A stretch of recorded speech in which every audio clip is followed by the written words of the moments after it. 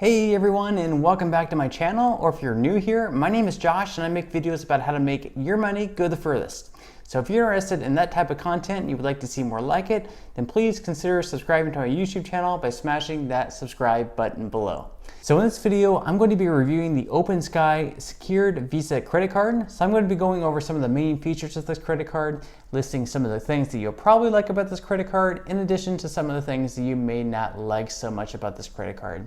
That way, in the end, I hope you can make a more informed decision on whether you wish to apply for this credit card or maybe look into other options.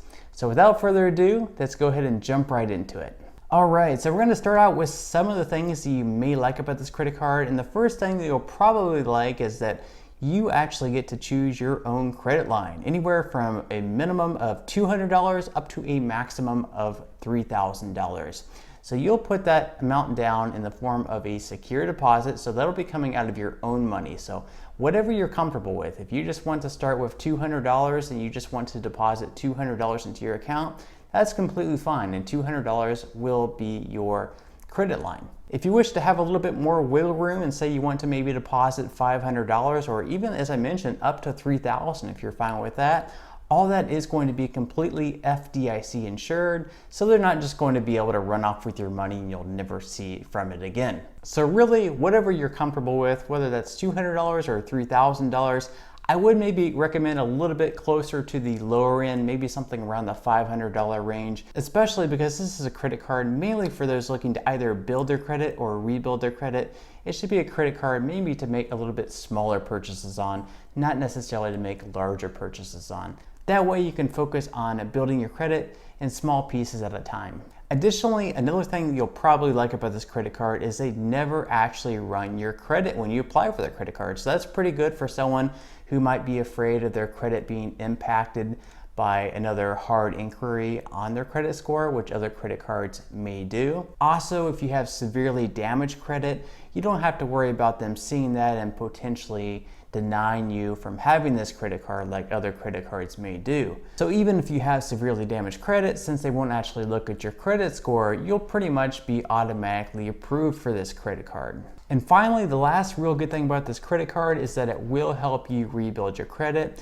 It will report to all three major credit bureaus. So as long as you use this credit card responsibly, you pay your credit card off on time and full every statement, then you should see a good boost in your credit score after the first 6 to 12 months. And then at that point in time, you can perhaps graduate past this credit card and onto another credit card that has a little bit better benefits than this one does. All right, so now that I mentioned some of the things that you'll probably like about this credit card, I'm going to go ahead and jump over to some of the things that aren't so good about this credit card. The first thing that I will mention is that there is unfortunately an annual fee of $35. Now, even though that's not a lot of money, it's also not a no annual fee credit card. And there's some other secured credit cards in the market right now that have no annual fee, so that's just something to consider.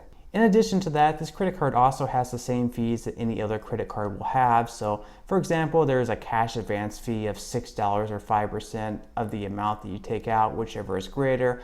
I would definitely just avoid these at all costs.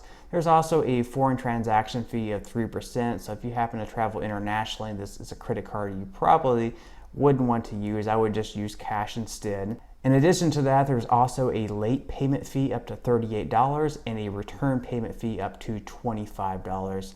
This is a credit card that you're looking to rebuild your credit with or build your credit score with. So you definitely just want to stay away from paying late at all costs anyways. Other than that fee, the worst thing you could really do is just damage your credit further or not even really build your credit up at all. So just try to pay this credit card off on time every single month. And lastly, two other things you probably won't like so much about this credit card is that there is no spend bonus and there's also no cashback. So cashback is whenever a credit card will give you, say, something like 1.5% to 2% back for every amount of purchase that you make. So if a credit card gives you 1.5% cash back and you go off and you spend $100 at Walmart, the credit card will give you $1.50 back if you're earning 1.5% cash back with that credit card.